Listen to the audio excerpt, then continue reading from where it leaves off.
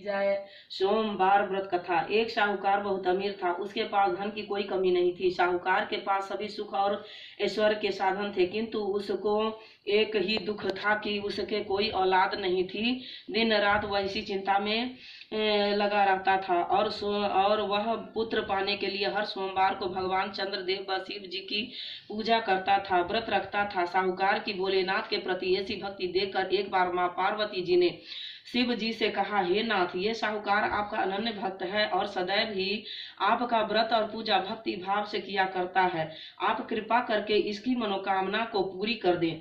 पार्वती जी के ऐसे वचन सुनकर भोलेनाथ ने माँ गौरी से कहा, हे पार्वती, यह संसार एक कर्म क्षेत्र है। यहाँ जो भी जैसा कार्य करता है उसे वैसा ही फल मिलता है, अर्थात जैसा कार्य मनुष्य करता है वैसा ही परिणाम भोगता है। किंतु माता पार्वती आग्रह पूर्वक बोली, हे महादेव, यह आपका अनन्य भक्त है। यदि इसको कोई भी दुख है तो उसे आपको अवश्य दूर करना चाहिए। यदि आप अपने भक्तों की मनोकामनाएं पूरी नहीं करेंगे तो क्यों मनुष्य आपकी भक्ति सेवा व पूजा करेंगे।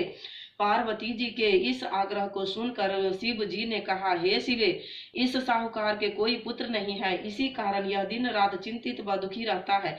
इसके भाग्य में संतान न होने पर भी मैं इसके पुत्र प्राप्ति के लिए वरदान देता हूँ, किंतु इसका पुत्र केवल 12 वर्ष तक ही जीवित रह सकता है, इसके बाद वह मर जाएगा। इससे अधिक मैं इस साहूकार के लिए कुछ नहीं कर सकता। यह सब बातें साहूकार सुन रहा था। उसे यह सारी बातें सुनकर न कोई खुशी हुई और न ही कोई दुख हुआ। वह पूर्ववत शिव की पूजा व व्रत करता रहा। कुछ समय पश्चात साहूकार की पत्नी गर्भवती हो गई। 10वें महीने में उसने एक बहुत ही सुंदर पुत्र को जन्म दिया। साहूकार के घर में बहुत खुशियां मनाई गई, किंतु साहूकार ने अपने पुत्र की 12 वर्ष की उम्र जानकर कोई खुशी प्रकट नहीं की और इस संबंध में किसी को कोई भेद भी नहीं बतलाया। वह बालक धीरे धीरे बड़ा होने लगा। जब वह बालक 11 साल का हो गया तो बालक की माता ने साहूकार से उसके विवाह के लिए कहा, किंतु साहूकार ने कहा कि मैं इसे काशी जी पढ़ने भेजूंगा। साहूकार ने अपने साले को बुलाकर कहा कि तुम इस बालक को काशी पढ़ने ले जाओ और इसे विधिवत शिक्षा ग्रहण कराओ। साहूकार ने उसको बहुत साधन देकर कहा कि रास्ते में जहाँ कहीं भी ठहरो वहाँ यज्ञ और ब्राह्मणों को भोजन कराते जाना। इस प्रकार वह दोनों मामा भांजे रास्ते में यज्ञ करते, दान देते और ब्राह्मणों को भोजन कराते जा रहे थे। रास्ते में एक शहर पड़ा। उस शहर में राजा की कन्या का विवाह था। एक अन्य राजा का लड़का बारात लेकर आया हुआ था, लेकिन वह एक आंख से कान्हा था। लड़के के पिता को इस बात की चिंता थी कि वर को देखकर कन्या के माता पिता विवाह में किसी प्रकार की अड़चन न डाले। इसी कारण जब उन्होंने साहूकार के अति सुंदर बेटे को देखा तो उसके मन में विचार आया कि क्यों न इस लड़के से विवाह का कार्य पूर्ण करा लिया जाए। यह विचार कर उसने लड़के और उसके मामा से कहा कि यदि आप फेरो व कन्यादान का कार्य पूर्ण करा देंगे तो आपकी बड़ी कृपा होगी और हम आपको बहुत सारा धन देंगे। साहूकार के लड़के और उसके मामा ने इस बात को स्वीकार कर लिया था। विवाह का काम भली प्रकार से पूरा हो गया। जब लड़का जाने लगा तो उसने चुपके से राजकुमारी की चुंदरी पर लिख दिया कि तेरा विवाह मेरे साथ हुआ है, लेकिन जिसके साथ तुम्हें भेजा जाएगा वह एक आंख से कान्हा है। मैं काशी जी को जा रहा हूँ। राजकुमारी ने जब इस प्रकार लिखा पाया तो उसने कान्हे राजकुमार के साथ जाने से इनकार कर दिया और कहा कि यह मेरा पति नहीं है। मेरा विवाह जिसके साथ हुआ है वह काशी जी गया है। राजकुमारी के पिता ने यह सब जब सुना तो उसने अपनी कन्या को विदा करने से इनकार कर दिया। बारात वापस चली गई। उधर साहूकार का लड़का और उसका मामा काशी जी पहुंचे, जहां लड़के ने पढ़ना शुरू किया तथा अपना अतिरिक्त समय मामा भांजा यज्ञ दान आदि में व्यतीत करने लगे। इस प्रकार कई महीने बीत गए।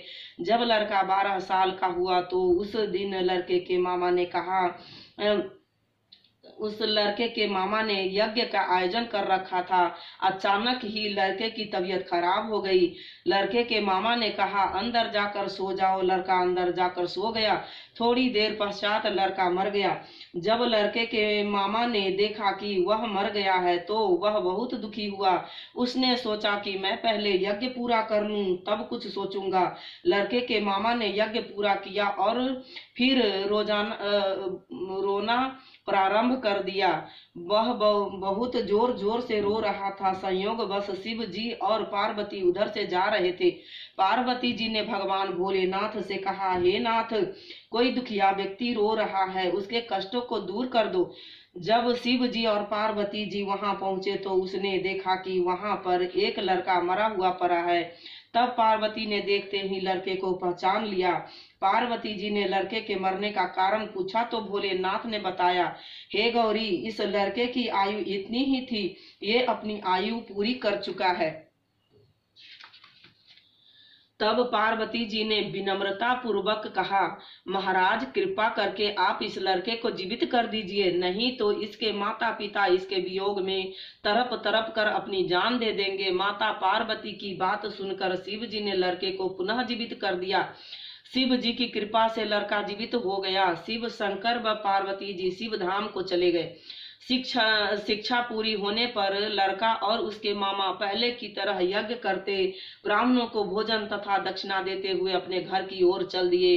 रास्ते में दोनों उसी शहर में आए जहां पर उस लड़के की शादी हुई थी। वहां पहुंचकर दोनों ने यज्ञ करना शुरू कर दिया। जब वे दोनों यज्ञ कर रहे थे तो उस लड़के के ससुर यानी वहां के राजा ने, जो घोड़े पर बैठकर अपने सेवकों के साथ जा रहा था, उसने लड़के को पहचान लिया। राजा ने महल में ले जाकर दोनों की खूब सेवा की। कुछ समय राजा के महल में रहने के बाद लड़के ने राजा से जाने की आज्ञा ली। राजा ने अपनी लड़की को लड़के के साथ विदा किया और साथ में बहुत सा धन एवं दास दासियों को भी भेजा।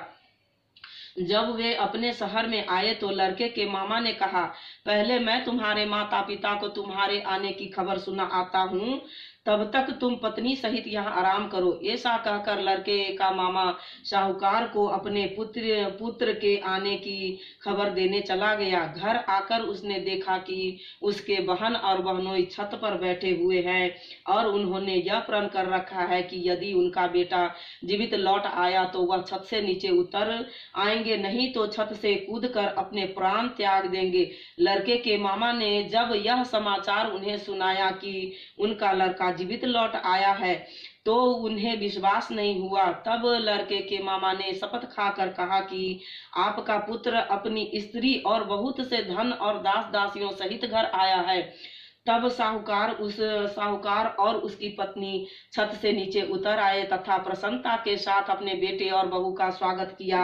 सभी प्रसन्नता के साथ रहने लगे। इस प्रकार भक्ति भाव से जो भी प्राणी सोमवार के व्रत का पालन करता है तथा प्रेम पूर्वक इस कथा को सुनता या पढ़ता है तो उसके सभी कष्ट दूर होते हैं, सारी मनोकामनाएं पूर्ण होती है और इस लोक में सभी सुख सुविधाओं को भोग कर अंत में उसे शिव लोक की प्राप्ति होती है। इस प्रकार सोमवार के व्रत को 16 सोमवार तक करें, फिर उद्यापन करें। इस व्रत के प्रभाव से मानवों को सभी प्रकार की सुखों की प्राप्ति होती है। विशेष महत्व इस व्रत के बारे में कहा गया है कि ग्रहण आदि में जप, ध्यान, हवन, उपासना, दान आदि सत्य कार्य करने से जो फल मिलता है वही फल सोमवार के व्रत से मिलता है। श्रावण में केदारनाथ का ब्रह्म कमल से पूजन, दर्शन, अर्चन तथा केदार क्षेत्र में निवास का विशेष महत्व है। इससे भगवान शंकर की प्रसन्नता और शिव की कृपा प्राप्ति होती है। बोले शंकर भगवान की जय, माँ पार्वती की जय, शिव परिवार की जय।